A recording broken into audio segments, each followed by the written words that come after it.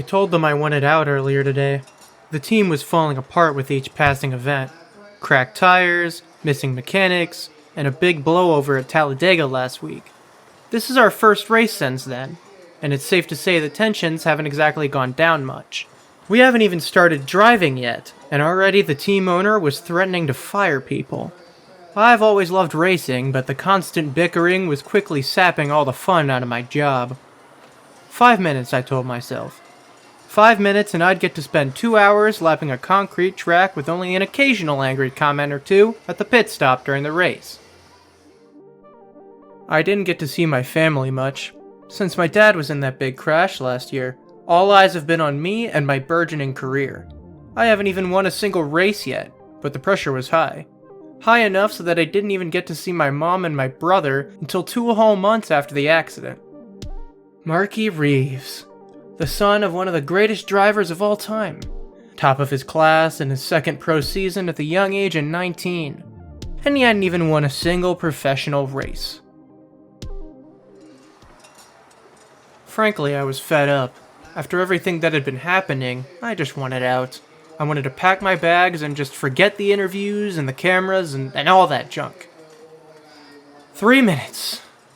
I tried to sit still and keep quiet while my crew and my managers did anything but.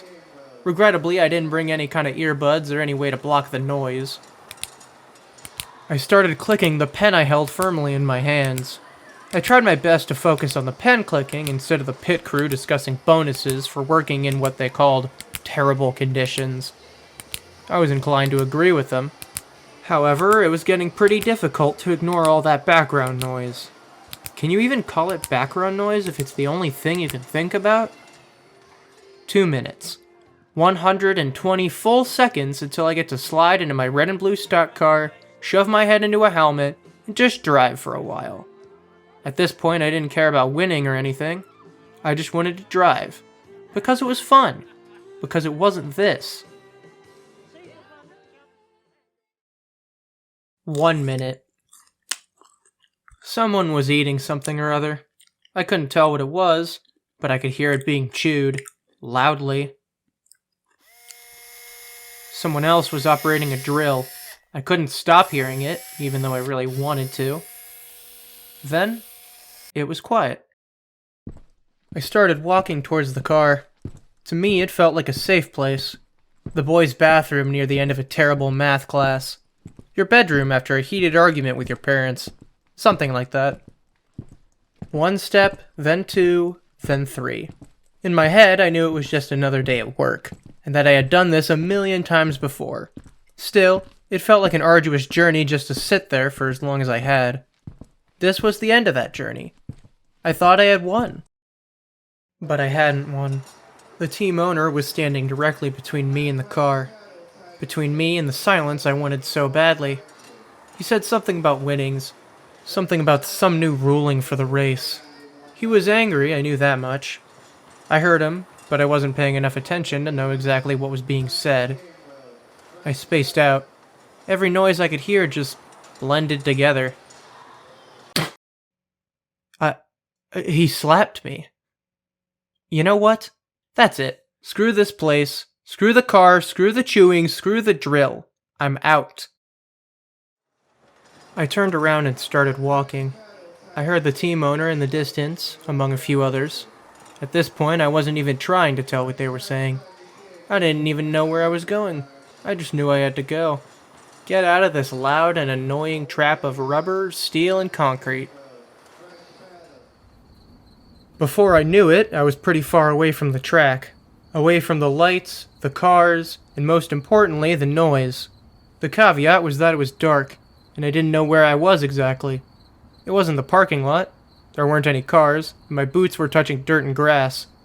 Guess I was on the other side of the building. Wait, I thought this wasn't the parking lot. Why is there a car back here? No, it's a truck. A black truck. It was loud. I walked towards it slowly. I wasn't really thinking about who was in the truck, why it was here, or even about the track and team behind me. I just walked.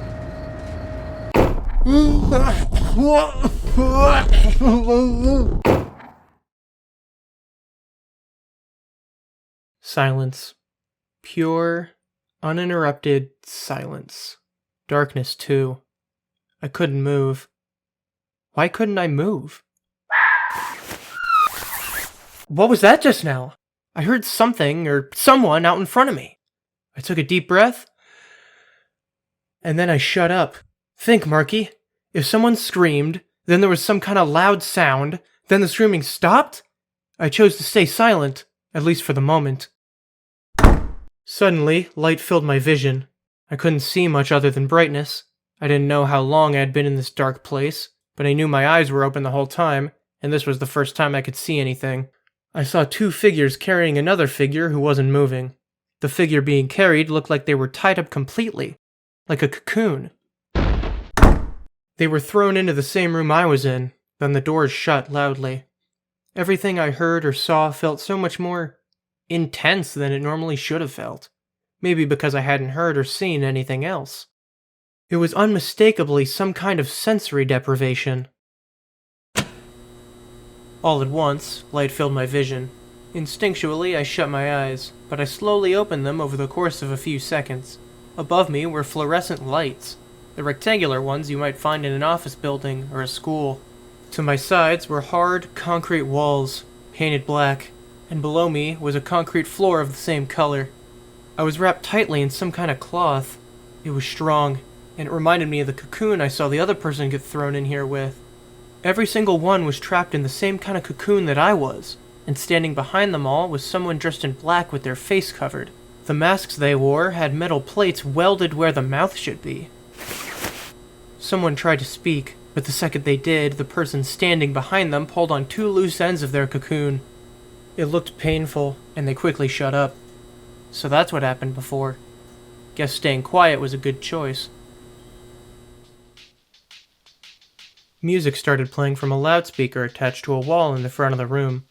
Above the loudspeaker was white paint on the black wall, in the shape of a circle with some marks at the bottom. I didn't recognize it. It looked like a light bulb, maybe, or some kind of fancy New Age corporate logo some executive had overpaid for. I looked around, as that was really all I could do. I counted 14 other people in cocoons. They all look young, around my age. They all look scared, too. I bet I looked the same to them. The doors slammed open once again. This time, instead of some kid being thrown into the room, there was a man dressed all in white. A young man, though not quite as young as me, with blonde hair and a slender build. He wasn't wearing a mask like the people who tied us up. Instead, he had nailed the same kind of metal faceplate directly over his mouth. It looked absolutely disgusting, and I had to resist the urge to vomit when he walked in the room. I didn't want to make any kind of noise, let alone a noise that loud. The music cut out unceremoniously, catching me off guard. The man in white took a few steps forward, approaching the 15 of us in rows of cocoons along the walls. He stopped, not having gone far from the doors, and darted his eyes across the room. Then, his eyes closed, and he paused for a moment.